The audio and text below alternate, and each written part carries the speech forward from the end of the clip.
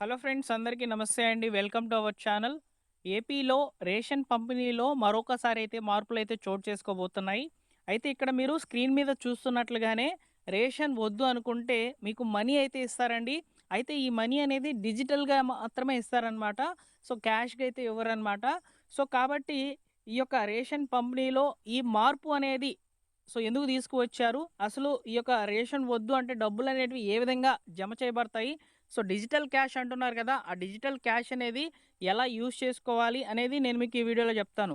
So, రాష్ట్ర ప్రభుత్వం అయితే ఈ 2 జిల్లాల్లో మాత్రమే పైలట్ ప్రాజెక్ట్ కింద అయితే కొన్ని సెలెక్టెడ్ ప్రాంతాల్లో మాత్రమే ఈ యొక్క విధానాన్నయితే తీసుకురాబోతున్నారు. ఇది గనక వర్కౌట్ అయ్యి మంచిగా రివ్యూ అనేది గనక వచ్చినట్లయితే రాబోయే రోజుల్లో అంటే ఒక 1 ఇయర్ తర్వాతైనా గానీ ఖచ్చితంగా రాష్ట్ర వ్యాప్తంగా ఈ రేషన్ పంపిణీలో మార్పులలో భాగంగా రేషన్ వద్దు అనుకుంటే డబ్బులు జమ చేసే పరిస్థితులు అనేటివి ఏర్పడతాయి. అయితే ఇక్కడ ముఖ్యంగా ఈ యొక్క రేషన్ పంపిణీకి సంబంధించి ఈ జూన్ నెలలో ఇవ్వబోతున్నటువంటి రేషన్ సరుకుల గురించి మీకు వివరంగా ఈ వీడియోలో అయితే తెలియజేస్తాను. వీడియోని పూర్తిగా చూసి మీకు ఇన్ఫర్మేషన్ గనక నచ్చినట్లయితే తప్పకుండా లైక్ చేయండి ఫ్రెండ్స్. మీరు లైక్ చేయడం ద్వారా ఇన్ఫర్మేషన్ నలుగురికైతే రీచ్ అవుతుంది. అలానే ఫస్ట్ టైం మీరు మన ఛానల్ చూస్తున్నట్లయితే సబ్స్క్రైబ్ చేసుకొని బెల్ సింబల్‌ని ఆల్ నోటిఫికేషన్‌తో ఆన్‌లో పెట్టుకోండి. డిస్క్రిప్షన్‌లో టెలిగ్రామ్ ఛానల్ యొక్క లింక్ అనేది అందుబాటులో ఉంచాను. టెలిగ్రామ్ ఛానల్‌లో జాయిన్ అవ్వండి. మీకు ఈ యొక్క రేషన్‌కి సంబంధించి వచ్చేటువంటి అప్డేట్స్ అన్నీ కూడా వెంటనే తెలుస్తాయి. ఇక టాపిక్‌లోకైతే వెళ్ళిపోదాం. ఫ్రెండ్స్, ఇక్కడ మీరు ఈ యొక్క పీడిఎఫ్ అయితే చూడవచ్చనమాట. ఏపీలో రేషన్ పంపిణీలో భారీ మార్పులు. సీబీడీసీ డిజిటల్ రూపాయి విధానం ప్రారంభం అని చెప్తున్నారు.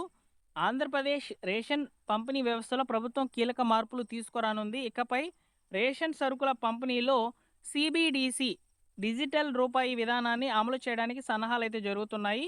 తొలి విడతలో భాగంగా ఈ పద్ధతిని విజయవాడ మరియు విశాఖపట్నం నగరంలో ప్రారంభించనున్నారు. మనము వీడియో స్టార్టింగ్‌లో అయితే చెప్పుకున్నాం గదా! 2 జిల్లాల్లో పైలట్ ప్రాజెక్ట్ కింద అయితే తీసుకువస్తారని చెప్పని. డిజిటల్ రూపాయి అంటే ఏంటనేది ఇక్కడ మనము ఒకసారి క్లియర్‌గా అయితే తెలుసుకుందాము. సీబీడీసీ అంటే సెంట్రల్ బ్యాంక్ డిజిటల్ కరెన్సీ అనమాట. దీనికి సంబంధించినటువంటి వివరాలు ఇప్పుడు నేను మీకు షేర్ చేస్తాను చూడండి.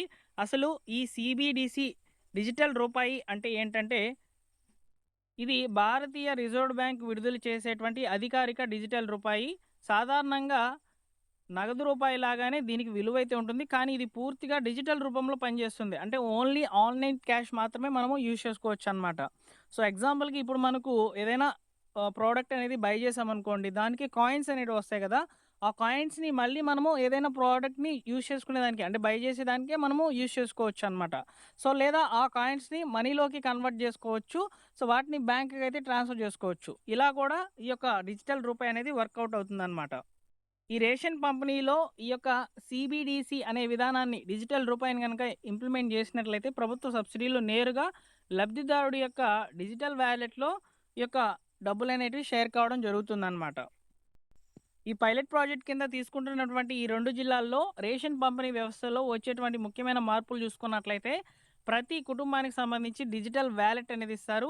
రేషన్ కార్డు కలిగినటువంటి ప్రతి కుటుంబానికి ప్రత్యేకమైన డిజిటల్ వాలెట్ సదుపాయం ఇవ్వనున్నారు. ప్రభుత్వము జమ చేసే సబ్సిడీ మొత్తాన్ని ఆ వాలెట్ ద్వారా వినియోగించుకోవచ్చని చెప్పి చెప్తున్నారండి. నెక్స్ట్ వచ్చేసి బయోమెట్రిక్ అవసరం అనేది తగ్గింపు ఉంటుందన్నమాట. ప్రస్తుతం రేషన్ తీసుకోవడానికి వేలిముద్రలు అవసరమవుతున్నాయి. కొత్త విధానంలో డిజిటల్ వాలెట్ ఆధారంగా లావాదేవీలు జరగడంతో బయోమెట్రిక్ సమస్యలు తగ్గే అవకాశం అయితే ఉంటుంది. అలానే ఇక్కడ మనకు ముఖ్యంగా ఏదైతే మనము మిషన్స్ అనేటివి యూజ్ చేస్తున్నామో వాటి ద్వారా ఇక్కడ మనము రేషన్ అనేది తీసుకుంటున్నప్పటికీ మనీ చెల్లింపులు అంటే మనకు డబ్బులు అనేటివి ఇస్తాం కదా! మనము రేషన్ సరుకులు కొన్నప్పుడు ఆ డబ్బులను మీరు ఈ డిజిటల్ రూపాయి విధానం అనేది అందుబాటులోకి వచ్చినట్లయితే మీకు వ్యాలెట్‌లో ఉండేటువంటి డబ్బుల్ని యూజ్ చేసుకోవచ్చు అని చెప్పి చెప్తున్నారనమాట. సబ్సిడీ నేరుగా డిజిటల్ రూపాయిగా జమ అయితే అవుతుందని చెప్తున్నారు. అలానే రేషన్ షాపుల్లో ఈ పేమెంట్ విధానం అనేది అందుబాటులోకి గనక వచ్చినట్లయితే క్యూఆర్ కోడ్ ద్వారా అంటే మనకు ఇక్కడ మిషన్ ఏదైతే ఉందో దాంట్లో కూడా క్యూఆర్ కోడ్ అనేది డిజిటల్ స్కాన్ రూపంలో కూడా చెల్లింపులు అనేటివి జరిగే అవకాశాలు అయితే ఉంటాయి.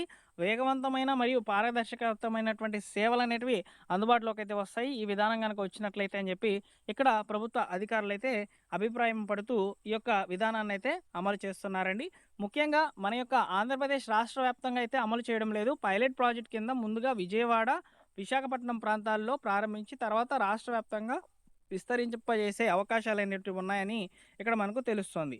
అలానే ఈ రేషన్ పంపిణీలో భాగంగా మధ్యాహ్న భోజన పథకంలో ఈ యొక్క స్టీమ్ బియ్యం అయితే ఇవ్వబోతున్నారనమాట. ప్రభుత్వం మరో కీలక నిర్ణయం అయితే తీసుకుంది. పాఠశాలలో అమలు చేస్తున్నటువంటి మధ్యాహ్న భోజన పథకానికి సంబంధించి స్టీమ్ రైస్ సరఫరా చేయాలని యోచిస్తోంది. దీనివల్ల విద్యార్థులకు నాణ్యమైన ఆహారం అందించే అవకాశాలైతే ఉన్నాయని తెలుస్తోందనమాట.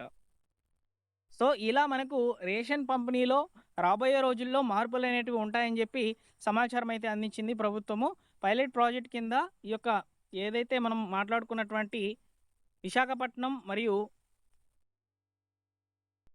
విజయవాడ ప్రాంతాల్లో ఈ యొక్క పైలట్ ప్రాజెక్ట్ గనక సక్సెస్ అయినట్లయితే ఆంధ్రప్రదేశ్ రాష్ట్ర వ్యాప్తంగా వస్తుందనమాట. అయితే ఈ యొక్క పద్ధతిని ఆల్రెడీ మన యొక్క దేశంలో ఆల్రెడీ 3 రాష్ట్రాల్లో అయితే ప్రారంభించి ఉన్నారనమాట. గుజరాత్, పుదుచ్చేరి ఈ ప్రాంతాల్లో అయితే ఈ రాష్ట్రాల్లో రాష్ట్ర వ్యాప్తంగా కూడా ఈ యొక్క డిజిటల్ రూపాయి విధానాన్నయితే అందుబాటులోకైతే తీసుకొచ్చున్నారు. సో, దీని మీద ఆల్రెడీ ఒక ఫ్యూ మంత్స్ బ్యాక్ అయితే ఒక ఆర్టికల్ అనేది పబ్లిష్ కావడం జరిగింది న్యూస్ పేపర్‌లో కూడా. అప్పుడు నేను పెద్దగా ఈ సమాచారాన్ని తీసుకోలేదు. తాజాగా వస్తున్నటువంటి సమాచారం ప్రకారము ఈ యొక్క డిజిటల్ రూపాయి విధానం అనేది రేషన్ పంపిణీలో పెద్ద మార్పుగైతే రాబోతున్నట్లయితే తెలుస్తోందండి. ఇకపోతే ఈ జూన్ నెలలో ఇవ్వబోతున్నటువంటి రేషన్ పంపిణీ అనేది మనకు ఆల్రెడీ స్టార్ట్ అవుతుందనమాట. ఈ నెల 24వ తేదీ నుంచి అయితే ఈ యొక్క జూన్ రేషన్ పంపిణీ అనేది దివ్యాంగులకు, వికలాంగులకు మరియు వృద్ధులకు సంబంధించి అయితే పంపిణీ జరుగుతుంది. ఆ తర్వాత జూన్ 1వ తేదీ నుంచి అయితే మనము రేషన్ షాపులకైతే వెళ్ళి రేషన్ సరుకులు అనేటివి తీసుకోవాలి. జూన్ 15వ తేదీ వరకైతే రేషన్ పంపిణీ అయితే జరుగుతుందండి. సో, ఈ జూన్ 15వ తేదీ లోపల మీరు రేషన్ అనేది తీసేసుకోవాలనమాట. అలానే ఇక్కడ ప్రభుత్వము 3 నెలల వరకు మీరు రేషన్ తీసుకోబోయినట్లయితే మీ కార్డ్‌ని హోల్డ్ చేసేస్తారు. సో, తర్వాత కార్డ్ కూడా క్యాన్సిల్ అయ్యే అవకాశాలైతే ఉంటాయని సమాచారము. అలానే రేషన్ కార్డ్‌కి కేవైసీ కూడా కంపల్సరీ చేస్తున్నారు కాబట్టి తప్పనిసరిగా మీరు కేవైసీ అనేది చేసుకోండి. కేవైసీ మీరు ఇంకా చేసుకోకపోయినట్లయితే మీరు రేషన్ షాప్‌కి వెళ్తారు కదా! అక్కడ మీ డీలర్ ఉంటారు కదా! సో, వారికి మీ కార్డ్‌నివ్వండి. వారి అథెంటికేషన్ అనేది చేస్తారు. మీ యొక్క బయోమెట్రిక్ అనేది తీసుకోవడం ద్వారా. సో, ఈ విధంగా ఈ జూన్ నెలలో కూడా రేషన్ పంపిణీ కార్యక్రమాలనేటివి ఎలా ఉంటాయనేది చెప్పాను. ఇకపోతే ఈ రేషన్ పంపిణీలో భాగంగా సరుకులేమిస్తారంటే యాజ్ ఇట్ ఈస్‌గా రేషన్ బియ్యం ఇస్తున్నారు. కార్డ్‌లో ఒక పర్సన్‌కి 5 కేజీల రేషన్ బియ్యం అనేది వస్తుంది. వీటితో పాటుగా చక్కెర ఇస్తున్నారు. కొన్ని ప్రాంతాల్లో చక్కెర కూడా ఇవ్వడం లేదు. కొన్ని ప్రాంతాల్లో రాగులు అనేటివి రేషన్ బియ్యం తగ్గించైతే ఇస్తున్నారని చెప్పి సమాచారం అయితే ఉంది. ప్రస్తుతం మీ ఏరియాల్లో ఈ రేషన్ పంపిణీ అనేది ఏ విధంగా ఉంది? ఒకసారి కామెంట్ సెక్షన్‌లో తెలియచేయండి.